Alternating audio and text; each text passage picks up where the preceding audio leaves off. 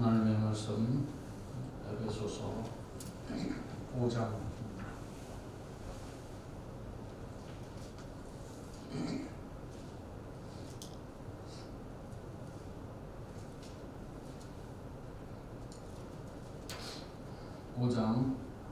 18절서부터 22절까지 5장 18절에서 22절까지 함께 읽겠습니다. 시작.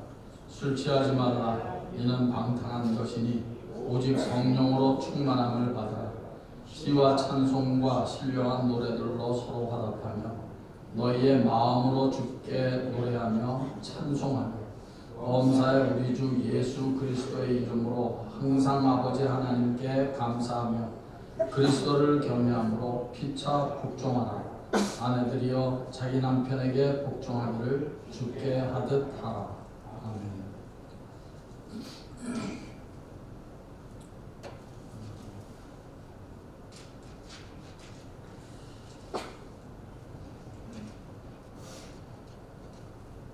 에베소서 5장에는 아주 중요한 하나님의 명령 세 가지가 있습니다. 중요한 명령.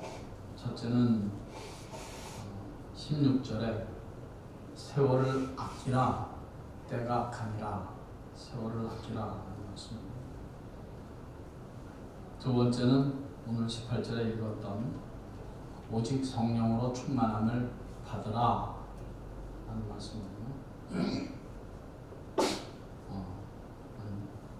그리고 세 번째는 순서는 그렇게 중요한 것이 아니에요.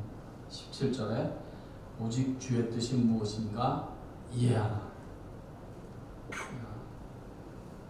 세월을 아끼라. 그리고 성령으로 충만함을 받으라. 그리고 주의 뜻이 무엇인가 이해하라. 이것은 다 명령으로 되어 있습니다. 명령. 그러니까는 성경이 명령할 때는 다른 초이스가 없다는 거죠. 그냥 그렇게 하라는 것입니다. 그게 명령 아닙니까? 아니 다른 어떤 길이 없습니다. 그 하나밖에 없을 때 그것을 명령하는 것입니다. 오직 성령의 충만을 받아라. 두 번째 명령을 가지고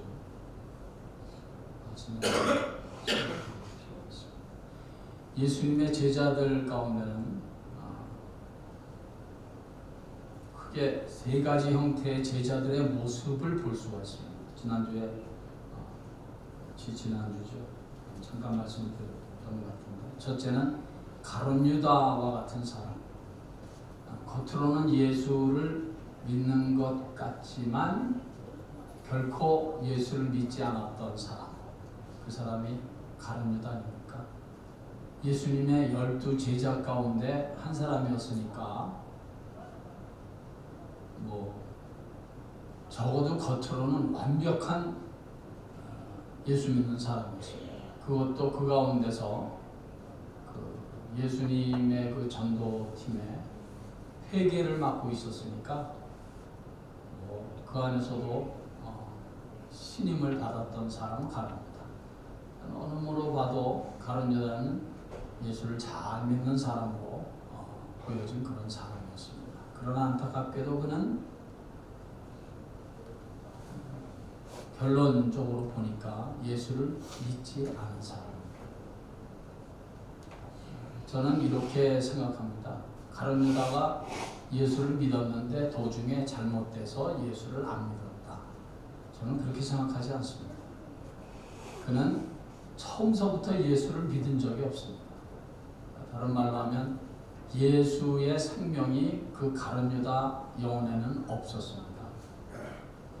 그래서 그는 그의 갈 길로 간 사람입니다. 어떻든 간에 예수님의 제자 가운데 가룟 유다, 예수를 믿지 않은 사람이 있었습니다. 근데 여러분, 이 사실이 어떤 면에서는 제게 큰 위로가 돼요. 야, 어떻게 몇 년을 교회 생활을 했는데 설교를 들어도 뭐 수백 편의 설교를 들었을 거 아니에요. 그런데 예수를 안 믿는단 말이에요. 그런 사람이 있단 말이에요. 그래서 참 목회자로서 참 딜레마입니다.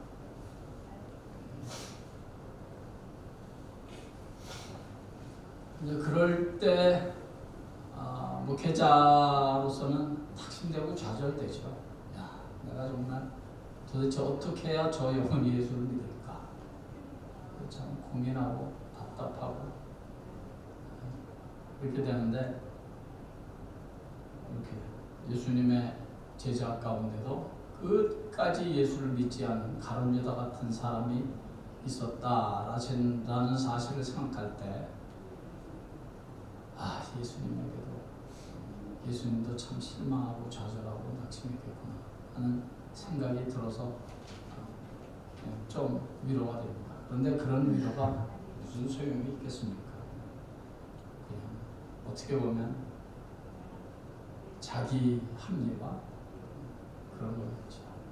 어쨌든 간에 예수님의 제자 가운데 이런 사람이 있었어요. 두 번째 예수님의 제자 가운데는 도마 같은 사람이 있었습니다. 다른 말로 도마의 별명을 붙이자면 의심 많았던 제자 도마. 예수님이 십자가 못 박혀 돌아가실 때 찍힌 팔에 찍힌 그 못자국, 또 발에 못자국, 창자국, 옆구리, 이거를 나 보지 않으면, 그걸 내가 직접 만져보지 않으면 예수님의 부활을 나는 믿을 수 없다고 의심했던 도마 같은 사람.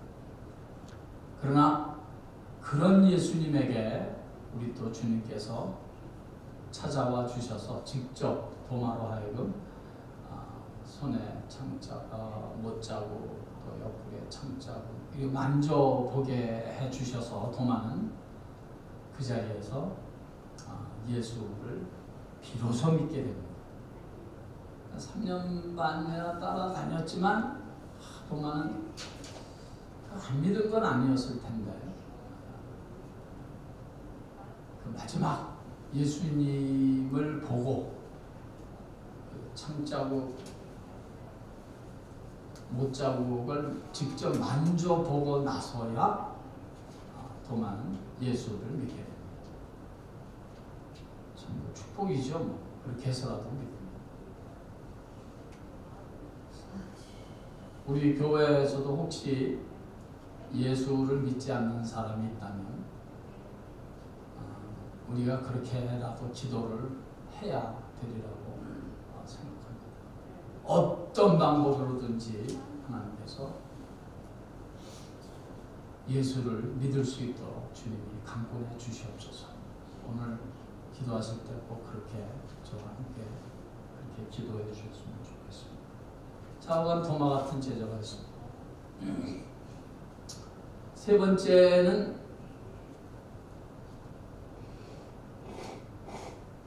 오순절날 다락방에서 예수님께서 약속하신 대로 성령의 충만함을 받은 그런 제자들의 모습을 우리는 볼 수가 있습니다. 오순절날의 다락방에 풀의 혀같이 갈라지는 것이 있어서 성령의 충만함을 받았던 그 예수님의 제자들, 그 성령을 받기 전의 제자들과 성령을 받은 후에 예수님의 제자들은 완전히 딴 사람이죠. 그러니까 조금 딴 사람이 아니라 완전히 딴 사람들이죠. 그러니까 겉모양만 예수 믿는 사람이 아니라 예수님의 능력, 예수의 능력, 성령의 능력이 들어가서 그 성령의 능력으로 살았던 사람, 그런 예수님의 제자들을 우리는 성경을 통해서 만날 수가 있습니다. 성령 충만한 예수님의 제자. 성령 충만한 예수님의 제자들에게서 어떤 일이 일어났습니까?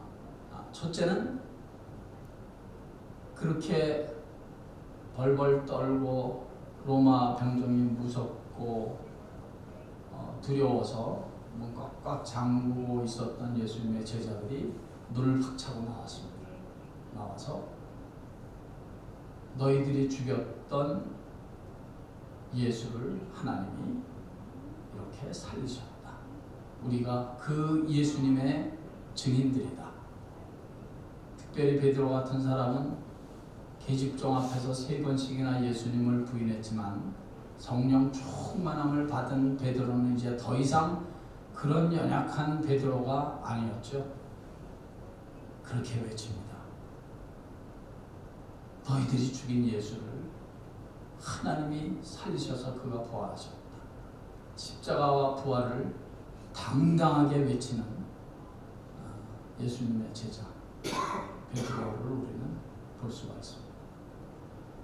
제가 왜 이런 여러분들이 다 아는 말씀을 제가 다시 이렇게 말씀을 드리냐면요. 성령 충만을 받지 못하면, 성령 충만하지 않으면 우린 절대로 그리스도인의 삶을 살 수 없다는 것입니다. 성령 충만하지 않으면 절대로 우리는 이 믿음의 길을 끝까지 갈 수가 없습니다. 성령 충만하지 않으면 우리는 절대로 그리스도인다운 그리스도인의 삶을 절대로 살 수가 없습니다. 그래서 성경이 오늘 사도 바울을 통해서 우리에게 말씀하는 것입니다. 오직 성령의 충만함을 받으라. 오직, 다른 일은 없다. 여러분, 성령 충만이라는 것은 나 예수 믿어요. 그래서 교회도 다니고 우리 부모님들이 다 교회 다 잘 다니시고 내가 그래도 집사고 권사고 장로고 목사인데 나 유축분도 있어요. 이 정도 수준에서 내가 성령 충만을 증거하려고 하면 그건 아주 큰 오산입니다. 나 담배 안 피워요. 나 술 안 마셔요. 이 정도 수준에서 내가 그리스도인인 것을, 성령 충만한 것을 증명해서는 안 됩니다. 그거는 마치 예수님의 제자들이 예수님의 제자들 아니었습니까? 바로 예수님 곁에서 예수님이 행하시는 능력과 기적을 다 보았고 바로 예수님과 3년 반을 같이 동고동락하면서 누가 봐도 저들은 정말 예수님의 제자라는 이름을 보여주었던 예수님의 제자.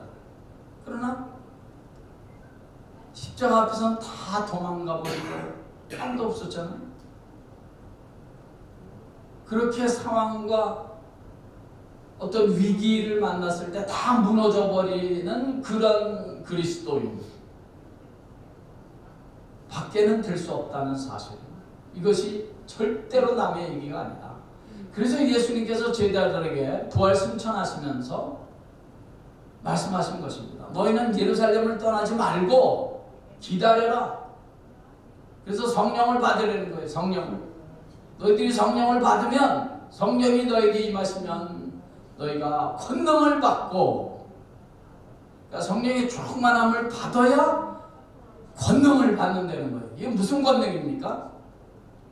세상을 이기는 권능. 어떤 위협이나 위기 속에서도 당당하게 믿음의 길을 갈 수 있는 능력, 권능.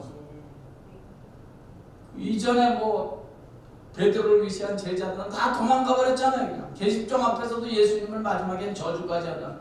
그러니까 세상을 이길 수 있는 힘이 없으니까, 환경이나 어떤 위기나 고난을 이길 수 있는 능력이 없으니까. 그런데 성령 충만함을 받으니까 이기는 정도가 아니잖아요. 생명까지 바쳐서 복음 전하는 일에 앞장서게 되지 않습니까? 그러니까 다른 길은 없다는 거예요. 그래서 우리도 성령 충만을 받지 않으면 안 되는 것입니다. 여기에 우리가 생명을 걸어야 합니다. 성령 충만을 받기 위해서. 성령 충만을 받지 못하면 짜증납니다. 그리고 부정적인 것만 보여요. 그래서 자꾸 헛소리만 하게 되고 헛생각만 하게 되고 근심, 걱정, 염려 속에서 살게 되고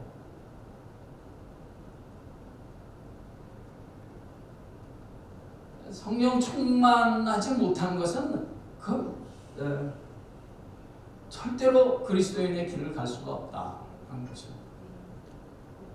그래서 사도 바울은 오직이라는 단어를 넣어서 성령 충만을 받아요. 성령 충만을 받으라는 말을 하기 전에 함께 하신 말씀이 있죠. 술 취하지 말라 이는 방탕한 것이니 오직 성령의 충만함을 받아라. 그러니까 술 취한 것과 성령 충만을 이렇게 동등한 선에 놓고 지금 비유로 말씀을 하는 것입니다. 술에 취하면 뭐의 영향을 받습니까? 술 기운의 영향을 받습니다. 그것처럼 성령의 충만을 받아서 성령의 영향력 가운데, 영향력 아래서 살아야 된다는 것입니다. 그렇지 않으면 우리 그리스도인들의 성령의 영향력을 받지 않으면, 성령의 충만함을 받지 않으면 우린 절대로 성령의 영향력이 아니면 우리는 세상의 영향력을, 마귀의 영향력을 받게 되어 있습니다. 나는 이것도 아니고 저것도 아니고 가운데다 이런 건 없어요. 우리가 성령 충만함을 받지 못하면 세상의 영향력, 어두움의 권세자들의 영향력을 자꾸 받아서 성령 충만함을 받기 전에 예수님의 제자들처럼 그렇게 되는 것입니다. 싸워보지도 않고 지고 그저 부정적인 생각, 불안, 염려, 근심, 걱정, 도망, 두려움 이런 데 살게 되는 거죠.